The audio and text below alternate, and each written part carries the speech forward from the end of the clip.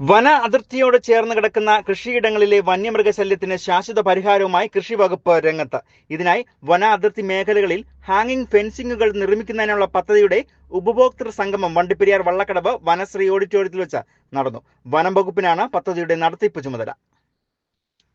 Rainbow news വാർത്തകൾ നിങ്ങൾക്കായി അവതരിപ്പിക്കുന്നത് വണ്ടിപ്പെരിയാർ സെൻട്രൽ ജംഗ്ഷനിലെ താജ് ബിൽഡിംഗിലാണ് പുതുതായി യാസിൻ ഫ്രഷ് ടു കിച്ചൺ എന്ന മത്സ്യമാംസ വ്യാപാര സ്ഥാപനം പ്രവർത്തനം ആരംഭിച്ചിരിക്കുന്നത്.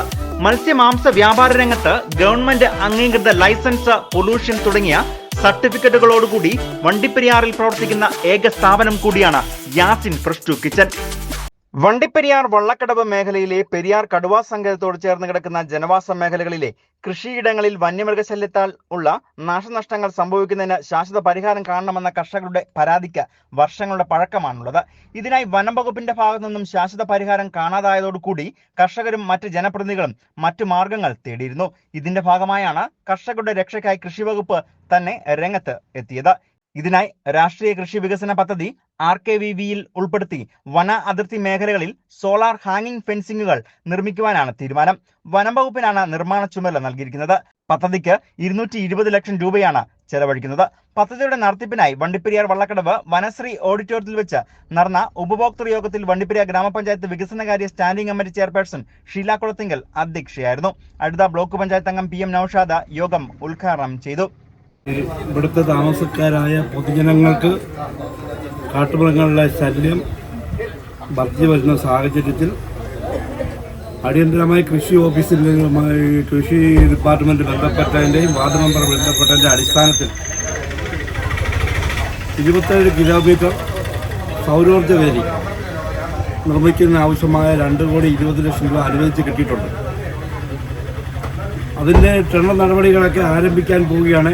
ഇതിന്റെ മോണിറ്ററിംഗ് ഒക്കെ ചെയ്യുന്നത് ഫോറസ്റ്റ് ഡിപ്പാർട്ട്മെന്റ് ആണ്.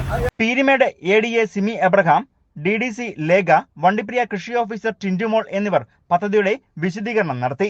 പദ്ധതി, അതായത് രാഷ്ട്രീയ കൃഷി വികാസ് യോജന എന്ന പദ്ധതിയിൽ ഉൾപ്പെടുത്തിയാണ് ഈ പ്രോജക്റ്റ് നമ്മൾ രൂപം കൊടുത്തിട്ടുള്ളത്. മൊത്തം തേക്കടി റേഞ്ചിലും വള്ളക്കടവ് റേഞ്ചും അതുപോലെ എരുമേലി റേഞ്ചിലും ഉൾപ്പെടെ 27.2 കിലോമീറ്റർ ഏരിയയിലാണ് ഈ സൗരോർജ്ജ വേലി നമ്മൾ നിർമ്മിക്കുന്നത്.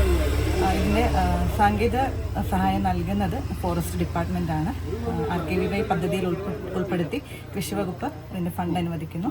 ഫോറസ്റ്റ് ഡിപ്പാർട്ട്മെൻറ്റ് അതിൻ്റെ ടെക്നിക്കലായിട്ടുള്ള പിൻബലം നൽകുന്നു.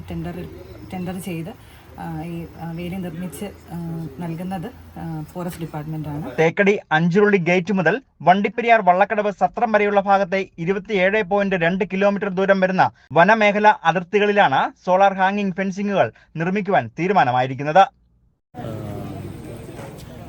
വനത്തോട് ചേർന്ന് താമസിക്കുന്ന എല്ലാ സ്ഥലങ്ങളിലും വനത്തിൻ്റെ ഫ്രിഞ്ച് ഏരിയയിൽ കേരളമൊട്ടാകെ നേരിടുന്ന ഒരു വലിയ പ്രശ്നമാണ് വന്യജീവികളും മനുഷ്യരും തമ്മിലുള്ള ഒരു സംഘർഷം.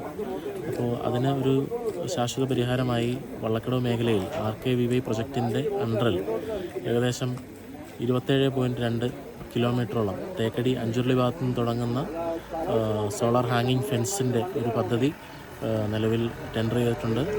ഈ മനുഷ്യ വന്യജീവി സംഘർഷം ഒരു പരിധിവരെ കുറയ്ക്കാൻ സാധിക്കുമെന്നുള്ള ഒരു പ്രത്യാശയിലാണ് വനംവകുപ്പും അഗ്രികൾച്ചർ ഡിപ്പാർട്ട്മെൻറ്റും ഈ പ്രദേശവാസികളും. പദ്ധതിയുടെ ടെൻഡർ നടപടികൾ പൂർത്തീകരിച്ച് നിർമ്മാണ പ്രവർത്തനങ്ങൾ ഉടൻ തന്നെ ആരംഭിക്കുവാനാണ് തീരുമാനം. വനമേഖലയോട് ചേർന്ന് കിടക്കുന്ന കൃഷിയിടങ്ങളിൽ നിർമ്മിക്കുന്ന സോളാർ ഹാങ്ങിങ് ഫെൻസിംഗുകളുടെ അറ്റകുറ്റപ്പണികൾ നടത്തേണ്ടത് ഉപഭോക്താക്കൾ തന്നെയാണ്. ഇതുകൊണ്ടാണ് ഇത്തരത്തിലൊരു ഉപഭോക്തൃ കമ്മിറ്റി വിളിച്ചുകൂട്ടുവാൻ കാരണമായതെന്നും അധികൃതർ അറിയിച്ചു.